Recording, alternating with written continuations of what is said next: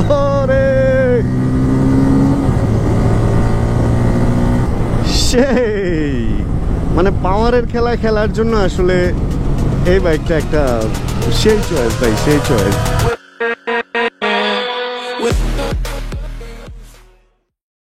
বিসমিল্লাহির রহমানির রহিম। ও ও ও ও ও শুরুতেই রাস্তার পাশে এত ভিড় কেন দেখতেছি? আস্তে আস্তে তো লোকজন বসতে বসতে মোটামুটি রাস্তায় আটকায় ফেলছে মনে হইতেছে। শান্তিপূর্ণ অবস্থান কর্মসূচি চলতেছে এখানে। এটা হলো বিশ্ব ডাক দিবস। আচ্ছা, ডাক কাহিনীটা কি? আচ্ছা, হবে কিছু একটা কাহিনী। এটা আমার ভিডিও টপিক না যেহেতু, সেহেতু আমরা এখান থেকে বের হয়ে যাই। আমরা চলে যাব হচ্ছে এইটার ভেতরে। আর আজকে আমরা যে বাইকটা নিয়ে চালাচ্ছি বা যে বাইকটা নিয়ে ভিডিও করতেছি, এই বাইকটা বেশ কমন একটা বাইক। এই বাইকের আসলে এত ইন্ট্রো টানার কিছু নাই। এটা একটা বাজাজ N250 বাইক। আর আমরা চলেন ফার্স্টে বাইকটা একটু দেখবো, তারপরে বাইক নিয়ে হালকার উপরে ঝাপসা মানে হালকা পাতলা কথাবার্তা বলবো। এখন বলতে পারেন বাজাজ কেন? সত্যি কথা, বাজাজ চালাইতে ইচ্ছে হইতেছে। অ্যান্ড সত্যি কথা কি, আমার F250 যেটা, ওটার পেপারসটা আমি এখনো পর্যন্ত হাতে পাইনি, তবে আজকালের মধ্যে পেয়ে যাবো আশা রাখি। এই কারণে আজকে একটু চিন্তা করলাম এই মালটাকে নিয়ে হালকা পাতলা একটু রাইড করি। আর আমার বেশ পছন্দের একটা বাইকের মধ্যে বাইক হচ্ছে এইটা। এখন আপনারা বলতেই পারেন যে তাহলে আমার যদি এটা পছন্দের বাইক হয়, তাহলে আমি এই বাইকটা না কিনে আমি F250 কেন কিনছি? ভাই, এই একটা বাইক বাজাজ পালসার N250, এই বাইকটা আমি দেখছি 152 পর্যন্ত একজনকে হিট করাইতে। অ্যান্ড আমি নিজেও এই বাইকটা নিয়ে বেশ 138, 30, 40, 42 এমন মনে হয় তুলে ফেলছিলাম। এই বাইকটার মধ্যে এরোডাইনামিক ওইভাবে বলতে গেলে নাই। এখান দিয়ে বাতাস ঢুকে দেন, বাতাসটা আপনার বডিতে লাগবে। কিন্তু F250-তে ওটা সেমি ফেয়ার্ড হওয়াতে ওটা একটা এরোডাইনামিক ব্যাপার আছে। তার মানে সেম ইঞ্জিনের বাইক যদি হয়ে থাকে, তাহলে ওই বাইকটা এটা থেকে স্পিড বেশি উঠবে। অ্যান্ড স্পিড উঠলেই যে স্পিড তুলতে হবে ব্যাপারটা কিন্তু তা না। বাট একটা পাওয়ার, মানুষ পিস্তলের লাইসেন্স কি করে? গুলি করার জন্য রেগুলার না, একটা পাওয়ার। এটার মধ্যে যদিও পিছনে বড় চাকা লাগানো আছে, 140, 70, 17 লাগানো আছে, বাট স্টক এটাতে কিন্তু 130 আসতো। আর আমি যেটা নিছি ওটাতে স্টকে 140 আসে। তার মানে ওইখানেও একটা ব্যাপার স্যাপার আছে, যদি এটাতে চেঞ্জ করে নিছে। বাট এটা একটা বাড়তি খরচ না। আর এই বাইকটা বাইক ফ্রি থেকে নিচ্ছি। কত কিলো চলা এটা পরে বলবো না, চালানোর সময় এটাই চালাবো। অ্যান্ড চলেন আমরা একটু পালসারের বাংলাদেশে যে ইতিহাসটা বা বাইকিংয়ের যে ইতিহাসটা, ওটা নিয়ে হালকা একটু নাড়াচাড়া দিই আজকে। বাইক চালাইতে চালাইতে কথা বলি, কারণ এখানে একটা আন্দোলন বা অবস্থান কর্মসূচি দেখলাম, তো বেশিক্ষণ দাঁড়ানোটা উচিত হবে না। বাইকটা চলছে 8847 কিলোমিটার। বেশ স্মুথ বাইকটা, ভালোই লাগছে। আর সাউন্ড এরকম, বাবারে বাবা, সামনে কোস্ট গার্ড। চলেন আমরা ভাগি। আমি তখন স্টুডেন্ট, অ্যান্ড সালটা হচ্ছে 2001 বা 2005 এরকম। প্রথম দিকেই হচ্ছে বাজাজের পালসারটা প্রথম বাংলাদেশে আসে গোল লাইটের, সম্ভবত 2001 বা 2005, একই হওয়ার সম্ভাবনা আছে। ভুল হইলে আমাকে মাফ করেন। আচ্ছা, একটু রাইডের মজা নিতে নিতে কথা বলি। প্রথমে বাংলাদেশে 90s-এ যারা আমরা, মানে 90s যাদের খেয়াল আছে, 90s-এ 90 থেকে 2000 পর্যন্ত বাংলাদেশে ওই টাইমটা বা আগে থেকে হচ্ছে CD 125, তারপরে H100, RX 125 নাকি RX 100, ওটা যাই হোক, যেটা ইয়ামাহা RX যেটারে বলতো, RX 100ই মনে হয়। এই সমস্ত বাইকগুলা RX 125 মেবি, আচ্ছা হবে কিছু একটা। এটা তো মনে হয় লাইভ করার টেলিভিশন। কি হবে আজকে এখানে এত লাইভ টাইপ, এত কাহিনী। তো ওই বাইকগুলাই হচ্ছে H100, XL 185, XL 125, এই সমস্ত বাইকগুলা খুব রাজত্ব করছে 90 পর্যন্ত। অ্যান্ড 90-এ এসে আসলে একটা বিশাল চেঞ্জ বাইকিং সেক্টরে আসে। চেঞ্জটা কি? চেঞ্জটা হচ্ছে ডিসকভার নামে একটা বাইক আসে, অ্যান্ড পালসার নামে একটা বাইক আসে 90-এর পরে। তো ডিসকভারটা কিনে হচ্ছে যারা একটু অফিস গোয়িং অ্যান্ড ইয়াংরাও, কিন্তু যেমন আমরা বাইক কিনতে গেলে চিন্তা করতাম একবারে পালসার কেনা যাবে না, আগে ডিসকভার কিনতে হবে, ডিসকভারের পরে পালসার কিনবো। মানে ডিসকভারের আগে পালসার কেনাই যাবে না, ডিসকভার আগে চালাইতে হবে, দেন পালসার চালাইতে হবে। ব্যাপারটা এমন ছিল অনেকটা। এখন যেমন একটা ভুল ধারণা আছে যে ইঞ্জিন অয়েল আগে মিনারেল ইউজ করতে হবে, 5000 কিলো গেলে সেমি সিনথেটিক ইউজ করতে হবে, 7000 কিলো গেলে সিনথেটিক ইউজ করতে হবে। এটা ভুল ধারণা ছিল। মানে আসলে তখন আমরা অল্প পানির মাছ ছিলাম, তো অল্প পানি নিয়েই অনেক গবেষণা হয়েছে। এখন বাংলাদেশে মোটামুটি সিসিটিসি উঠে গেছে অনেকটা আর কি, সরি 384 না 85 পর্যন্ত মনে হয় দিচ্ছে, না 75, 375 পর্যন্ত। এখনকার ব্যাপারটা আবার একটু অন্যরকম হয়েছে, এখন আর ওই ভুল ধারণাগুলো নাই। তারপরেও অনেকে আমার কাছে এরকম প্রশ্ন করে যে ভাই আসলে বাইক কি 125 কিনবো, একবারে কি অমুক বাইকটা কেনা ঠিক হবে, RTR কিনবো প্রথমে, নাকি একবারে R15 কিনবো, একবারে প্রথম বাইক R15 কি ঠিক আছে, প্রথম বাইক এক্সমোশন কি ঠিক আছে, প্রথম বাইক অন্য যে কোনোটা হইতে পারে, জিক্সার হইতে পারে, CBZ হইতে পারে, CBR হইতে পারে, অনেক কিছুই হইতে পারে, এটা FZ হইতে পারে। তো এরকম একটা ব্যাপার স্যাপার তখন ছিল যে আগে ডিসকভার চালাইতে হবে, পরে পালসার চালাইতে হবে। ওরে ওরে ওরে ওরে ওরে, ওই সমস্ত ধারণা থেকে দেন বের হয়ে আমরা দেখলাম যে আসলে হ্যাঁ, মানে ওই ধরনের ধারণা হওয়ার কারণও আছে। ডিসকভার ছিল একটু শান্তশিষ্ট 125 সিসির বাইক, যদিও পরবর্তীতে ডিসকভার 135 আসছিল, সেটা আবার বেশ পাওয়ারফুল, মানে ওইটা কিনলেই অ্যাক্সিডেন্ট হবে এরকম একটা ব্যাপার। 150 পালসার কিনে অনেক মানুষ অ্যাক্সিডেন্ট হয়েছে, হাত পা কাটা পড়ছে বা মাথা ফাটছে বা মারা গেছে, এরকম ঘটনা ঘটছে। কারণ ফার্স্ট হাইড্রোলিক ব্রেক তখন মানুষ পাইছে, প্যাচাক করে ধরছে আর ক্যাচাক করে পড়ে গেছে, কারণ পাওয়ারফুল জিনিস তো ভাই, চাকা ছিল চিকন, ওরকম ব্যালেন্সটা ছিল না। আসলে এই প্রবলেমগুলো হয়েছে, এটা যে হয় নাই এটা আমরা অস্বীকার করব না।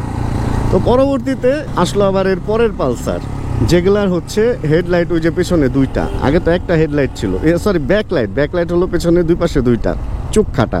এটা নিয়েও শুরু হইলো আলাপ আলোচনা যে এইটা তো আসলে ভালো বাইক হইলো না, পেছন থেকে রিক্সা গুতা দিলে কি হবে, এই হবে সেই হবে।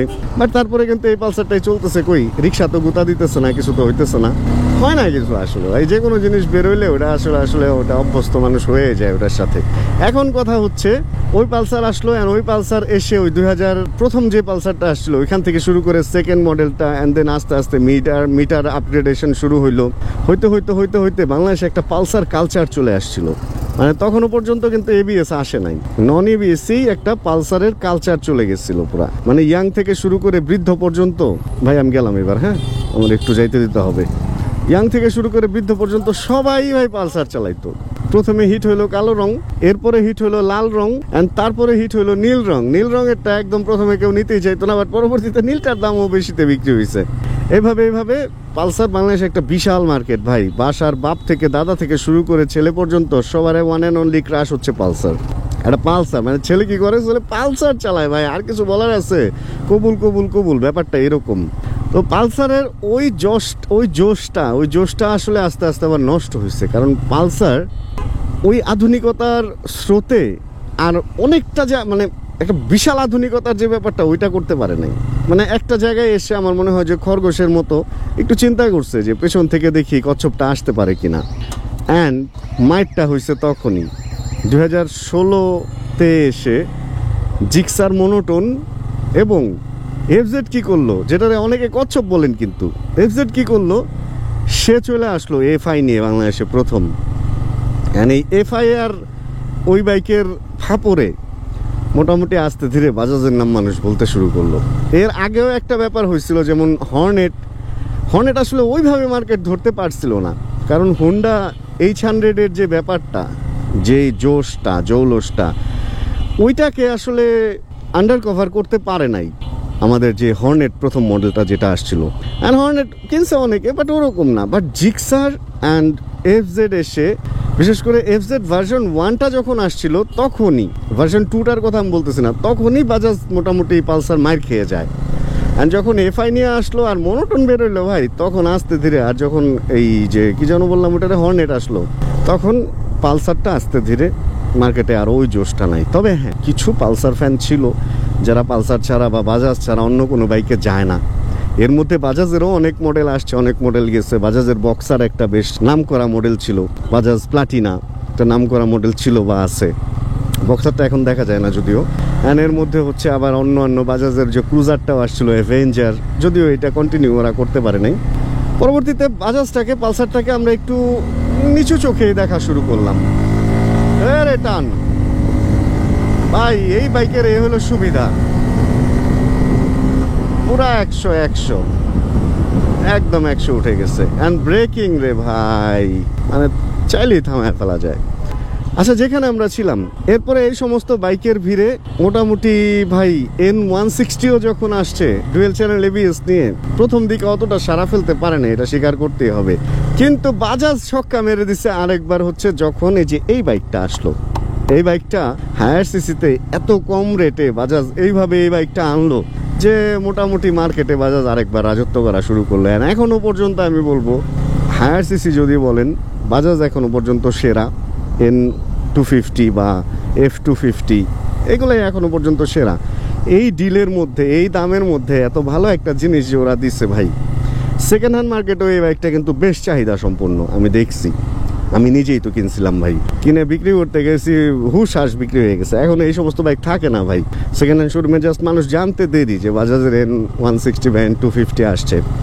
এন সিরিজ আবার মার্কেট ধরে ফেলছে। তবে হ্যাঁ, এখন বাজাজের যেটা উচিত হবে ওনাদের যে ভালো যে মডেলগুলো আছে যেমন RS200 আনা উচিত, ডমিনার আনা উচিত। এরকম বাজাজের এই মডেলগুলো যদি আসে তাহলে বাজাজ আবার সেই জৌলসটা ধরে রাখতে পারবে। আর বাজাজের সার্ভিস আগের চেয়ে অনেক ভালো হয়েছে। বাজাজের সার্ভিস নিয়ে অনেক কথা বলতো, অনেক পার্টস পাওয়া যেত না, বাট এখন এই এন সিরিজে ওরা ওয়ারেন্টি অ্যান্ড সার্ভিস এত ভালো দিতেছে যে নিঃসন্দেহে আপনি চাইলে বাজাজের বাইক কিনতে পারেন। বাজাজ নিয়ে কোনো কনফিউশন মনে হয় না কারো থাকার কথা। এই হলো বাজাজের অবস্থা। তবে বাজাজের গিয়ার রেশিও নিয়ে অনেকের একটা কথাবার্তা থাকে। দেখেন এই বাইকটায় 250 সিসি, অথচ গিয়ার দেওয়া হচ্ছে 5টা। এখন 5 গিয়ারের ব্যাপারটাই না, সুবিধা অসুবিধা দুইটাই আছে। এক হচ্ছে আপনার যখন গিয়ার হবে 6টা তখন রেশিওতে অল্প পাওয়ার পাবেন প্রত্যেকটা গিয়ারে। আবার যখন গিয়ার হবে 5টা তখন দেখবেন 1 আর 2 নাম্বার গিয়ারেই আপনি অনেকখানি রাস্তা কভার করে ফেলতে পারতেছেন। বা 3 নাম্বার গিয়ারে গিয়ার চেঞ্জটা কম করতে হবে। এই যে 3 নাম্বার গিয়ারে দেখেন আমি নামাইতেছি, স্পিড নামুক যত খুশি নামুক, প্রায় যে 20-এর কাছাকাছি চলে আসতে, তাই না? এখন 20 থেকে আমি ধরেন আবার এই যে টান দিলাম, আমি আর গিয়ার বাড়াইলাম না, আমার ক্লাচও ধরার দরকার পড়ে নাই। 3 নাম্বার গিয়ারে আমি 20 থেকে শুরু করে দেখেন 30-32 উঠে গেছে। আমি যদি চাই আরও এভাবে স্পিড বাড়াইতে পারবো। 50-এর কাছাকাছি চলে গেছে, তাই না? 50 পার হয়ে গেছে, মোটামুটি 70-এ হিট করছে। আমি আবার ক্লাচ ধরলাম না, আবার এরকম নামায় ফেললাম স্পিড, কারণ আমি তো জানি 20 পর্যন্ত উঠবে নামবে। আর এইখানে এসে মোটামুটি আমার ব্রেক করতে হয়েছে। আর আমি 2 নাম্বারে নিয়ে আসলাম, একদম পা নামাইতে হয়েছে। 1 নাম্বারে নিয়ে এসে আবার এই যে শুরু করে দিলাম। গিয়ার রেশিও কম হলে সুবিধা আছে। এখন আবার 2 নাম্বারে দিয়ে প্লাস 2 নাম্বারে দেখেন কতক্ষণ পর্যন্ত ধরে রাখতে পারতেছি, 50 পর্যন্ত তুলে ফেলে দেন আবার পরের গিয়ারে। আবার 3 নাম্বার গিয়ারে তো আমরা জানি যে অনেক পর্যন্ত উঠে। দেখছেন অবস্থাটা? এই হলে সুবিধা, প্রত্যেকটা গিয়ারে অনেক নিচে থেকে অনেক উপরে পর্যন্ত উঠানো যায়, গিয়ারটা কম শিফট করতে হয়। এই হচ্ছে সুবিধা। আর এই সমস্ত বাইক আসলে 4 নাম্বার গিয়ারের উপরে ওইভাবে লাগে না। 4-5 নাম্বার গিয়ার তো একদম টপ, ওটা আবার ওটার খেলা অন্য। টপ গিয়ার যেমন একটা জিনিস দেখেন, 6 গিয়ারের বাইক যেটা, আমি আমার MT-15 দিয়েই বলি, 5 নাম্বার গিয়ারে আপনি যেই স্পিডটা অ্যাচিভ করবেন ওইটাকে ক্রুজ করার জন্য 6 নাম্বার গিয়ারে নিয়ে যাবেন, যাতে তেলটা কম খরচ হয় 6 নাম্বার গিয়ারে গেলে। কিন্তু এই সমস্ত বাইক 5 নাম্বার গিয়ারও দেখবেন যে একটা নিচে থেকে আবার আরও উপর দিকে গর্জন দিয়ে উঠতে থাকবে। তো আসলে প্রত্যেকটা গিয়ার রেশিওর একটা গিয়ার রেশিওর এক রকম মজা আছে। এমন না যে কোনোটা খারাপ বা কোনোটা ভালো। একটা একদিকে আপনাকে কম দিবে, অন্যদিকে আবার ওটারে পোষায় দিবে। এই হচ্ছে ব্যাপারটা। তবে 250 সিসির মজা যদি নিতে চান, আমি বলবো যে এই বাইকটা মনে হয় আপনার একবার হইলেও চালানো উচিত। এটার এক হচ্ছে এটার সাইলেন্সারের যে সাউন্ডটা, মানে এটার যে এক্সস্ট পাইপের যে আওয়াজটা, এটা অনেক বেশি সুন্দর। এটা আসলে 250 সিসির সাথে এইটাই যায়, যেহেতু সিসি আমাদের দেশে তো আসলে ওইভাবে 4 সিলিন্ডার বাইক নেই। 250 সিসির জন্য এটার যে আওয়াজটা, এটা কিছুটা মনে হয় যে ওকে কিছু একটা পাওয়ারফুল মেশিন চালাইতেছি। চলেন আবার একটু টান দিই।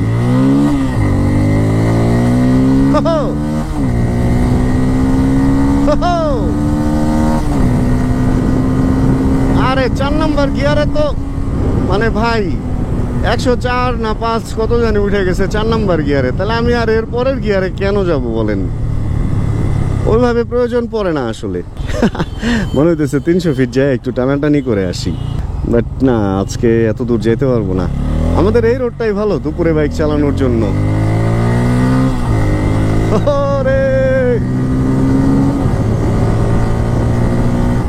সেই মানে পাওয়ারের খেলা খেলার জন্য আসলে এই বাইকটা একটা সেই চয়েস ভাই, সেই চয়েস। যাই হোক, বাইক নিয়ে কথা বললে আসলে কথা বলাই হবে। এই মামারা আবার এই রোডে কিন্তু আসে, খুব সাবধান। এই মামাদের সাথে গুতা খাইলে কিন্তু একদম জীবন যৌবন বরবাদ হয়ে যাবে ভাই। মামারা আসলে ওরা তো নাদান, ওরা কতটুকুই বা বুঝে। রাস্তাঘাট পার হইতে যায়, খাবার খুঁজে এখানে ওখানে, তো এদের খেয়াল আমাদের রাখতে হবে। ওরা তো আর ওরা না হয় চোর পাহারা দিতে পারবে, বাট ওদের খেয়াল আমাদেরই রাখতে হবে। যাক, কথা বললে কথা বাড়বে। আজকে এই পাওয়ারফুল মেশিনটা নিয়ে একটু পাওয়ারফুল রাইড করার জন্য এখানে আসছিলাম, আর মোটামুটি রাইড করলাম। আর বাইক নিয়ে যদি আর কিছু জানতে থাকে প্রশ্ন করেন, আমি আরও ভিডিও বানাবো না। তবে আমি বলবো থ্রটল রেসপন্স, এটার exhaust sound and battery, sorry এটা কি বলে, ব্রেকিংয়ের জন্য এই বাইকটা বেস্ট। অ্যান্ড এটার মধ্যে একটা অন্য টেকনোলজি আছে, টেকনোলজিটার নামটা আমার এখন খেয়াল নাই। ধরেন আমি এই 2 নাম্বার গিয়ারে দিয়ে বাইকটাকে একদম ছেড়ে দিচ্ছি, শেষে এসে না নকিং হবে না, ও একটা জায়গায় আরপিএমটা আনার পরে হ্যাঁ এই যে ও আবার নিয়ে নিছে আরপিএম, এখন আবার অটোই বাড়বে, একটু অটো বেড়ে দেখেন 2000-এ ধরে রাখবে। মানে আপনি যদি চান ফোনে কথা বলবেন বা কিছু, ডান হাত কাজে লাগাবেন না জ্যামে বা এরকম জায়গায়, দেখেন বাইকটা এইভাবে এমনি চলতে থাকবে, অনেকটা চক টানলে যেরকম চলতে থাকতো কার্বোরেটর বাইক ওরকম। এটা আপনি চাইলে 3 নাম্বার গিয়ারও সম্ভবত করতে পারবেন। দেখেন 3 নাম্বার গিয়ারে তুলে দিচ্ছি, একটু স্পিড তুলি তাহলে খেলাটা বুঝবেন। এই যে স্পিড তুলে ছেড়ে দিচ্ছি, আস্তে আস্তে আস্তে আস্তে স্পিড একটু নামবে, 22-এ নামছে, 21-এ নামছে, 19-এ নামছে, 18-তে নেমে গেছে, এবার আবার ধরে ফেলছে। এই যে ধরে দেখেন একাই 19-এ, 20-এ, 3 নাম্বার গিয়ারে সম্ভবত ও ক্রুজ করবে 20-এ। 20 থেকে উঠতেও দিবে না, নামতেও দিবে না। এই যে 19-এ নামছে, আবার হয়তো 20-এ উঠে যাবে, কিন্তু ভাই কই, এদিকে তো অন্য কাহিনী হয়ে গেছে, গাড়ি ঘোড়া চলে আসছে। এটা হচ্ছে এন সিরিজের বাইকের একটা এক্সট্রা অর্ডিনারি একটা ফাংশন আর কি। আচ্ছা, আমরা আরেকবার খেলাটা দেখি। কত ছিলাম? 3 নাম্বার গিয়ারে 25 স্পিডে ছেড়ে দিছি, 26-এর 25-এ, ও আস্তে আস্তে নামতেছে। দেখেন 21, 20, 19, 18 পর্যন্ত নামছে, 17 পর্যন্ত নামছে, এই যে আবার শুরু হয়ে গেছে, এখন আবার বাড়বে 18, এই যে 19, মানে 19 বা 20-এর মধ্যেই ও আপনার স্পিডটা নিয়ে চালাইতে থাকবে। এটা স্টার্ট বন্ধ হবে না। আপনি চাইলে ফোনে কথা বা ডান হাতে যদি কোনো কাজ করতে চান, আচ্ছা না বাইক থামায় কথা বলতে হয়, সেক্ষেত্রে না, থামায় আপনাকে কথা বলতে হবে না। এই তো, তাহলে আজকের ভিডিও থেকে বিদায় নিয়ে নিই। হোপ প্র্যাকটিসে ভিডিওটা আপনাদের ভালো লাগছে। ভিডিও ভালো লাগলে প্লিজ একটা লাইক দিয়ে দিন। চ্যানেলে যদি নতুন হন প্লিজ সাবস্ক্রাইব করে আমাদের ফ্যামিলি মেম্বার হয়ে যান। জানাবেন কে কোন জায়গা থেকে ভিডিও দেখছেন। অ্যান্ড যতক্ষণ পরবর্তী ভিডিও নিয়ে আবার আমি না আসতেছি, ততক্ষণ ইনশাআল্লাহ আমরা থাকবো ভালো, আমরা থাকবো সুস্থ এবং করতে থাকবো চিল। অ্যান্ড বাইকের ভালো দিকের মধ্যে সাসপেনশন ফিডব্যাকটাও আসলে অনেক ভালো। মাঝে মধ্যে আমার খুব ভালো লাগে যে আমি একটা গর্বিত মালিক একটা F250-র, অ্যান্ড মাঝে মধ্যে মনে হয় এই লাল রঙের একটা N250ও কিনে রাখি, কিন্তু এত বাইক কিনলে আসলে রাখবো কই ভাই, রাখারও তো জায়গা লাগবে, তাই না? যাই হোক, বিদায় নিই। আমি আবার ঘুরাইছি কেন জানেন, একটা আনারসের দোকান দেখছি, আর আমি একটা আনারস খাবো। আজকে গেলাম, chill bro. Check the mic and make sure it sound right, boys.